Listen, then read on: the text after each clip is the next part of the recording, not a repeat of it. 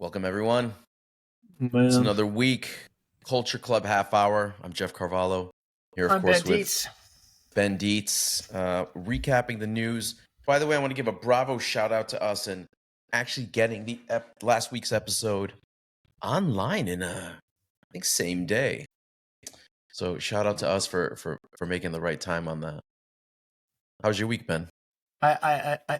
It was good. I actually took inspiration from that, and I recorded a conversation this morning for Sick Talks to go along with my newsletter with Aaron Stern, Great, our mutual friend who I met through you, and uploaded that same day. So I'm super productive. We're publishing content at a rapid rate. We're doing it. We're doing what podcasters are supposed to do, Ben.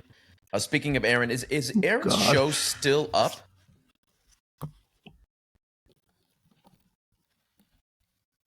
Is Aaron's show still up?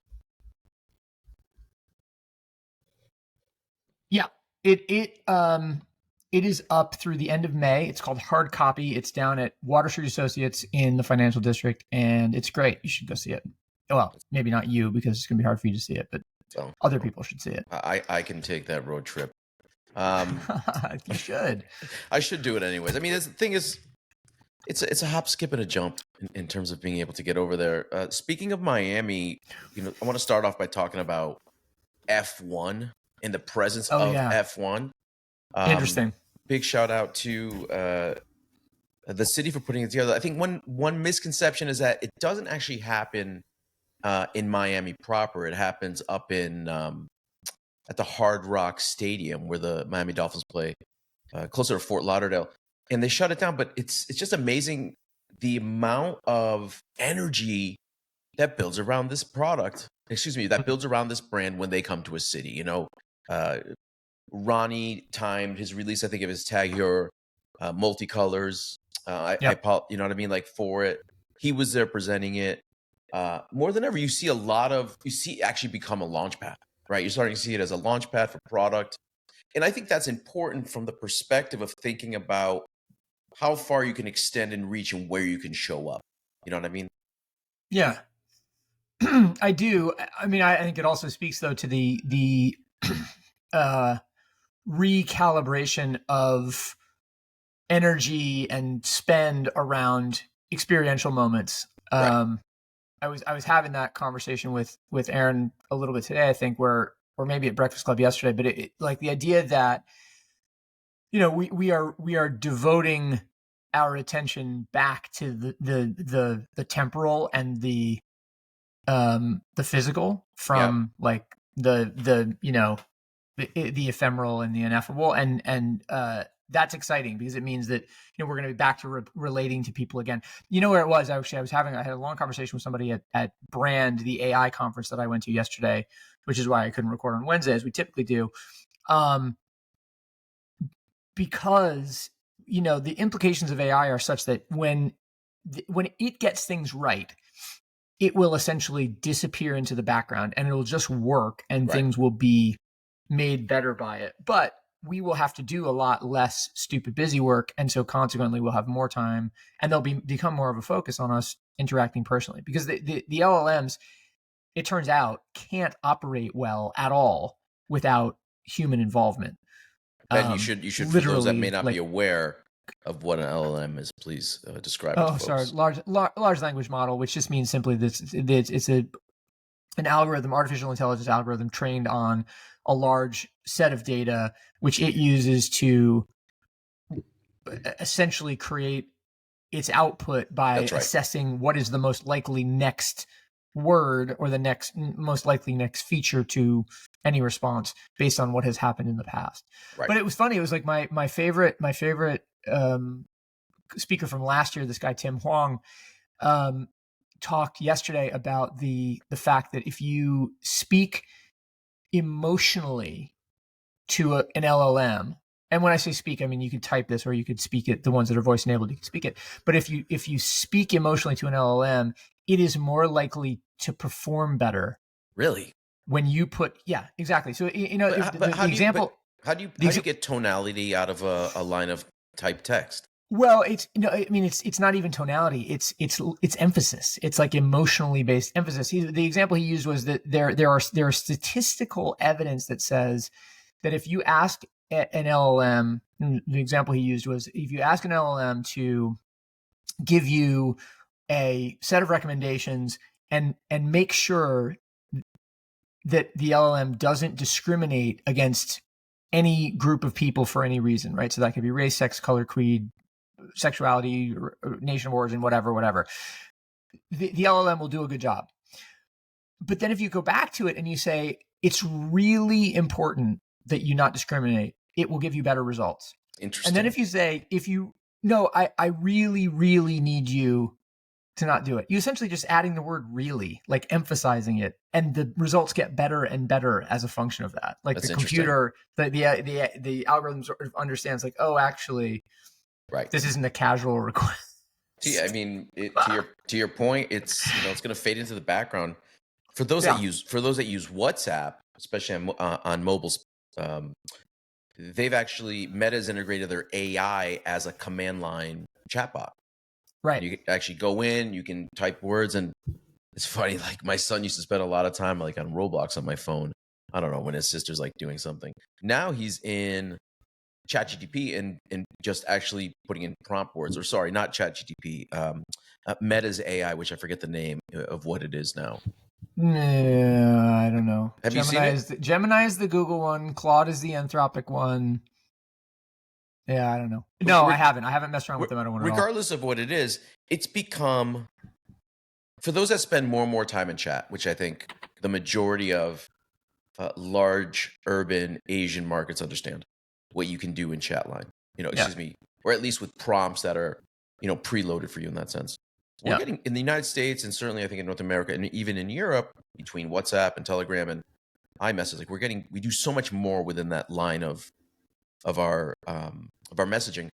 And I think that's actually where AI will begin to live. It's going to live as a prompt essentially anywhere that you need to put an input. So at any point that you need to put an input into something, either be online or, I don't know, buying a burger at McDonald's. And I think that's where it's going to get interesting, right? If I go to McDonald's and I constantly buy the same thing, it will eventually help me just set my order up. Do you want, what I want to do is be able to walk to McDonald's and say, hey, it's Jeff, give me my usual, and then pay and move on. And I think we're gonna get there. We're getting closer to that. I think chat's where a lot of AI is going to become invisible. To your point. Yeah, I want it to do something a little bit different, which is I don't want it to say, "Do you want your usual?" I want it to say, "Here's something else." But that's a recommendation, right? That's a recommendation. I think. If you're asking, go ahead. Yeah, no, 100%. Great conversation, by the way. Between me and the hamburger bot, yeah. Hey, I'm gonna name this show Hamburger Bot. Yeah, I mean, let's go Hamburger Bot. No, I think it's interesting because it can go two ways. I think from one side of it, I want my AI to know what my usual is, and when I want something different, I want it to also make that recommendation too. And yeah, I guess my what I worry about, particularly in the way that we've seen, and like Brian Morrissey wrote about this week, the chaos on the SERP page, the search engine results page, but like the way that we've seen recommendation or just information search get monetized and get like just beaten into the ground by the forces of commerce, that is about trying to create this kind of like repetitive behavior. And both I want to avoid that happening again. And also I am somebody who appreciates serendipity much more so than I appreciate routine. And so I want the thing to help me find something new, not to just give me the thing I always have. Right. I mean, and that's great. I think we can have both of those things. And I think we eventually will. But the difference, the thing I'm a little bit worried about, or at least I was worried about, I'm quite nervous about AI being an active prompt, meaning I don't want it to talk to me in the same way that a Blade Runner ad, if you remember the movie Blade Runner, where the ads were in some way interacting with the individual as well. that to me feels like it's crossing the line. So like beaconing as an example. In some Sure. cases, I want beaconing where, I don't know, maybe I walk into a store and it tells me I have a specific discount. You know where you see Yep. beaconing? If you're, say, paying a parking meter, or Mhm. if you constantly go to a Target and you have their app installed, Yep. you'll actually get prompted whenever you're geolocated close to them. Interesting. Yeah. Yeah. So go ahead. No. Same situation. Like I don't want to feel like the entire world is customized to me, because there is no way that whomever is customizing can know everything that I am going to want. They have an ability to judge what I have wanted. They have an ability to judge predictively what I might want, but not to know what I will. And so it's discovery has to be a part of that. Right. Speaking of But it's AI, oh yeah, go for it. sorry. Speaking of AI, OpenAI this week released their deep fake detector to disinformation researchers. What I find interesting, they're opening it up, a new tool specifically, I guess, to, and let me just check their words again. They use the words disinformation researchers. Could be academic, could be media, could be journalist, but they're giving they're giving them an access to a tool. And of course, the constant wonder we get is like, where is the fine line of disinformation? You know what I mean? Well, especially when they also announced that they are also looking into allowing the models to create pornography. Which is that was the other news that came out yesterday. Yeah, it was funny. I spent the whole day at this AI conference, and we went out for drinks afterwards. And while I'm there, I get a push notification that's like AI, or OpenAI is allowing the models to, or is exploring the models, creating, I don't know. It was sort of like tasteful pornography or something like that. It's kind of interesting. It's sort of like, we're not going to do the Hustler Jugs magazine thing. We're going to be Playboy. Just trust us. And it's like, well, it's interesting if they are trying to take on the porn industry, or at least step into that space. The adult entertainment industry, in terms of media formats, has always been a massive leader, unbeknownst to many people. Oh yeah, right? yeah. So from VHS tape, movement to video, and even the hardware to produce, these guys have been ahead of the curve. And it's interesting because up to the internet, they sort of lost that control, which is why we have content in a certain way. It's interesting to see now what other spaces AI believes that it can start making models for. The answer, I think, from most people would be like, they can make a model for essentially anything you can imagine, right? Yeah. Anything you can come up. But the bigger question always is what is that fine line of what you can look up? Yeah, well, and where does it make sense, right? Like, it's funny. A friend of mine, former colleague, a guy named Toby Campion, has a company called Lore Machine, and Lore Machine is an AI-based content creator where you input some, let's call it narrative-based, or at least like timeline-based text, and it animates it using style prompts into effectively like a graphic novel. And then eventually they'll get into, video and movie media, that kind of stuff. I was joking in my newsletter today that, so our friends at How Long Gone had a problem yesterday where their recording of a conversation with Lauren Sherman got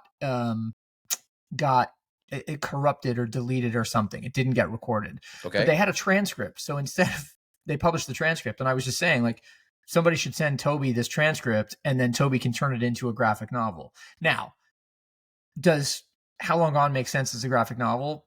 Probably not. But it is interesting to think, like, this capability is there. Somebody can fuck around and find out, and then make a decision about it going forward. Take that translation and have an audible made of it, like, so that you can actually hear it again. It's interesting. Regardless of, it's, to me, like, regardless of what the technology is, there's constantly media or a medium to tell these stories, right? Yeah, of course. It's crazy. Sometimes I'm just boggled by the fact that and by the way, we have that freedom. We are, but certainly others don't. Yes, that is certainly true. Right. Ben, what's on your plate this week? Um, well, so I just got, as I was saying as we got off, I just got sent these 2 issues, or I just bought these 2 issues of Go Out magazine, the Japanese paean Outdoors. to the outdoors, and as you see from the title, it's basically like jackets, cars, It's everything. It's a lifestyle. boots, boots, vests. The But lifestyle. it's Gorpcore. Also like this is a car brand called DAM, or maybe it's a styling effect. Damned. I don't know what it is, but in any case, I like the look of these vehicles. I want to go to Japan and take advantage of the weak yen to buy a weird car and bring it back. Or even weird gear. It took me forever to get to it, but I finally listened to Let My People Go Surfing, which is a book by Yvonne, cool. the founder of Patagonia. It's absolutely incredible book for anyone. And it's funny because he calls out the importance of Japan as a consumer market in not just in because of the size, because there's such a resell or secondhand culture there, meaning people buy vintage, essentially, right? Yeah. As you and I know, in Japan, there are niche specialty stores for anything. And Yvonne in the stories tells it as, walking in and seeing a store that had nothing but, our down jackets, and people going ape shit about it, because their thing is buy less. And it's funny. It's like, how is it possible today, Ben, if you think about it, for a company to just have extreme standards like that and grow at that scale? He made one comment in the book about how rather than having growth, they're looking at how they can go back into their supply chain and clean it up, and I don't know. I was taken by that, especially now that we're in a place where if you look at the data, the young generation, this is like a table stake to them, right? This is what you absolutely must be, or at least have that value within your business in order to speak to the young generation. Well, that's what they claim, but also that's not how they shop, right? It's. I mean, that's the other thing that's been statistically proven is that it matters tremendously in surveys, but then when it comes down to behavior, the thing that matters is price. It's absolutely true. And funny enough, go ahead. Sorry, go ahead. I was just gonna say that's that TikTok shopping unboxing culture. So it's a big WTF. Which way does it go? It'll be interesting to know that my daughter Harper is grounded at the moment, and so she I was just listening to Throwing Fits, and Delia Kay is on there today from the D's Links newsletter that we talked about last time. Yep. And she is talking about buying or selling things on Depop, and I was just like, oh man, I should get Harper to start a Depop store to just occupy her time while she's grounded and can't see her friends, and she can earn a little bit of money and she can help us get rid of stuff in the store. But it will be an interesting thing and an interesting exercise is as she looks at it from a like, how do I price this? How do I incentivize myself on a 20% commission of sales? You're to your point where you're generous. You're generous. I mean, generous. Gotta get her started. She's selling. I mean, if she sells a pair of jeans for $10, like she needs, I think $2 is probably worth the commission. Right. We're not selling any of the good stuff, Jeff. Don't worry about that. I'd love for us at some point to, as we think about having longer conversations, we need to revisit the secondhand market. We need to revisit the Depops of the world, the Real Reals of the world, and more than ever, the marketplaces that are popping up. Within multi-brand retail, there's marketplaces popping up where consumers can sell their goods. It's quite frankly not that dissimilar than being able to sell something on eBay, except that it's attached to a product page in that sense. So when you go, for instance, like the Real Real and you shop, it's less. I think eBay is much more messy in the sense that you don't know where you're going to get on a page. Where everything on the Real Real, or in most cases, most of the higher end reselling shops, things look good. The product looks good. Right. The stuff that does best on Depop, of course, always looks good as well. But this economy is I think for the first time, we're at a place where we may be able to break through a barrier where you know, we may be, I don't want to say that we're consuming less, but we reuse, because of the Right. resale economy, we use things much longer than we used to. Maybe not a Sure. thin Zara t-shirt, but certainly, I don't know, a made in crafted pair of jeans as an example. Yeah, for sure. Right. For sure. Well, it'll be interesting. It will be interesting to see. I think like my kids are just getting into a point where they're starting to discover the joy of stuff. And so I feel like it's now the real crucial time to emphasize the importance of durability, value, Right. It's not to say heritage or brand storytelling, because you can't. That's hard to communicate to a teenager who just wants to look appropriate for their peers. But right. It is enough to say, hey, you'd be surprised. This thing that you're buying now might end up serving you for years. Like I tell them the story of those the Duffer jeans that I have that I've owned and worn consistently for 25 years at this point. Right. Like you can make decisions like that, and you can not only have an amazing story to tell, well, not only have a product that works, but have an amazing story to tell too. Ben, I want to, by the way, we're coming close to the end of the show. I want to compliment us on not talking about the Met Gala at all this week.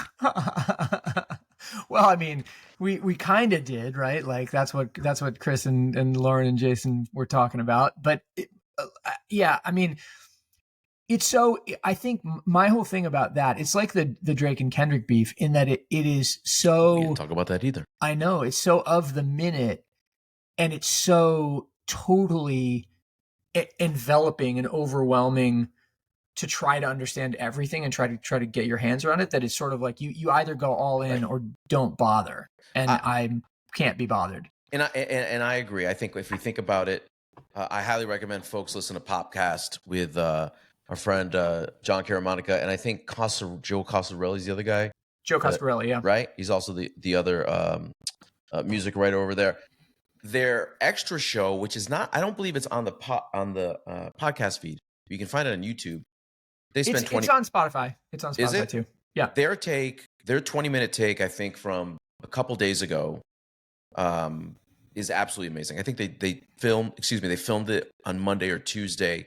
They did a great job of kind of breaking it down, right? Because the thing that I find so fascinating about the tracks that came out over the weekend is just the depth and the amount that was in there that you had to break down to understand, right? Mm-hmm. Genius.com, I think, said they had one of their highest traffic days, when they posted their Euphoria breakdown.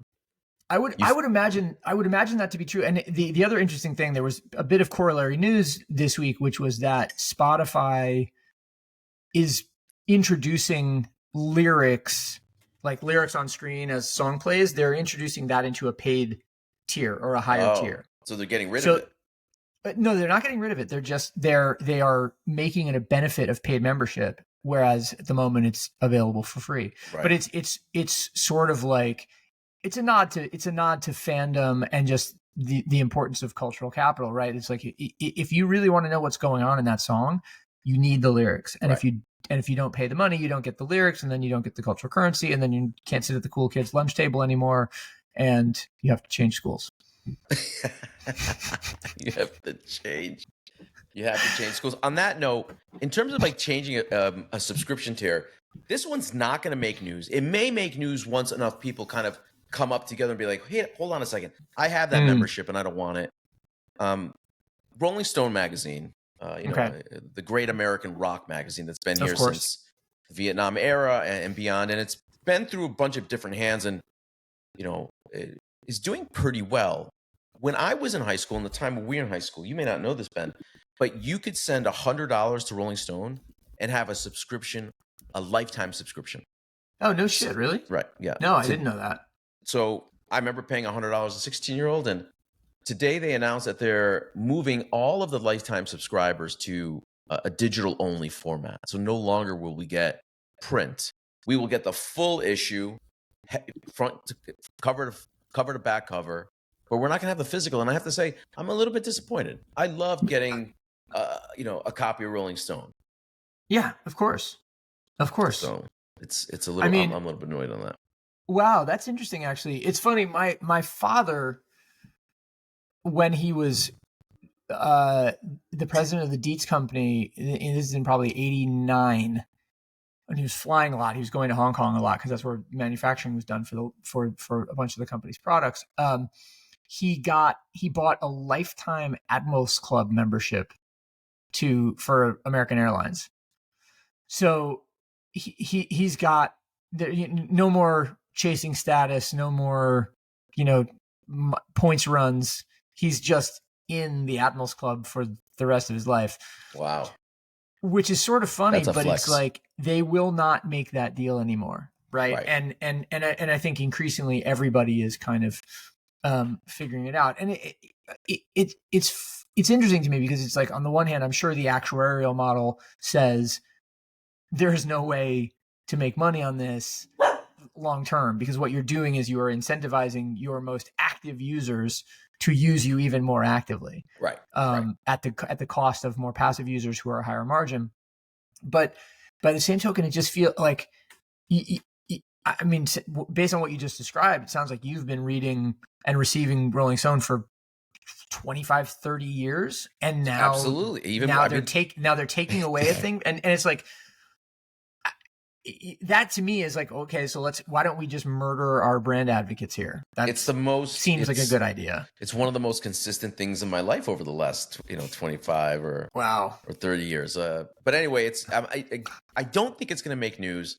But now I'm curious to see, and especially like on Reddit channels, I'm curious to see if people are going to come up in arms around the loss of that membership, which is still crazy. I remember the sticker. And I'll have to find it. One of my last mailing label stickers says expiration of 2054, I think, was my death date. Oh my God. With Rolling Stone. That's amazing. They projected a death date for you? In a way, yeah. You could actually, because it's an expiration date, it's non-transferable, and they just make the assumption I'll die in 2056 in my 80s. So... but speaking of holding physical, Ben, have you ever seen one of these?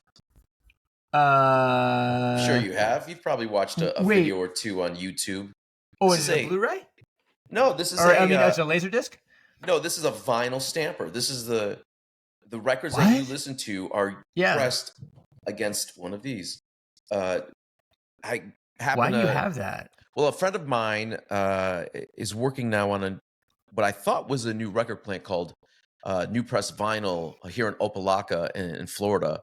But it's actually been here for quite some time, since the 70s. And what I learned is, at one point, most Studio One pressings in the 80s came out of this one specific plant here in Miami. Wow, that's amazing. So this is Studio One, the legendary Jamaican recording studio, King Tubby, Cox and Dodd. That's right. Wow. And again, I'm going to find out a lot more, because stories are starting to come out. And then I guess Tough Gong owned it after. And that actually explains why there's so many photos of Bob Marley throughout this space. But it was really cool to get in there and see that, the revival's going. They're still moving. People are still buying a vinyl. And yeah, it was just really cool. But I took one of these home. So now I can show my son, this is what that record gets pressed against before. And is that, so Jeff is holding up this cylindrical disc for those that are not watching this. Yeah, it looks like a laser disc. I thought it was a laser disc, because laser discs were, I think, 12-inch format, weren't they? That's right. I don't remember. I never had one.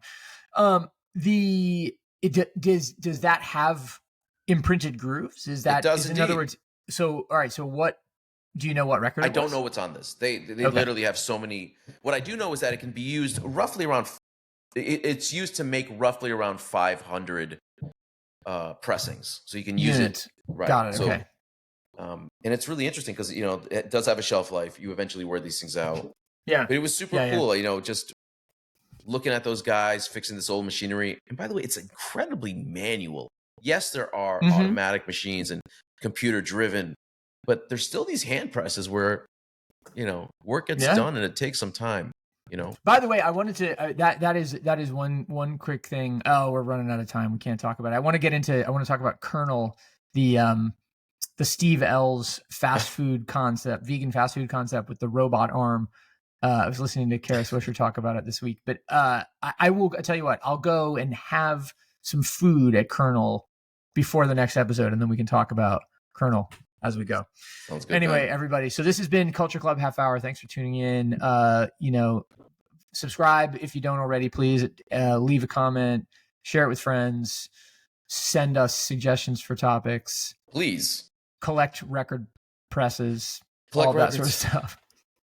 All right, Ben. Go eat at that spot, and we'll talk about it next week, bud. I will do. Take all care, right, guys. everyone. Bye, everybody.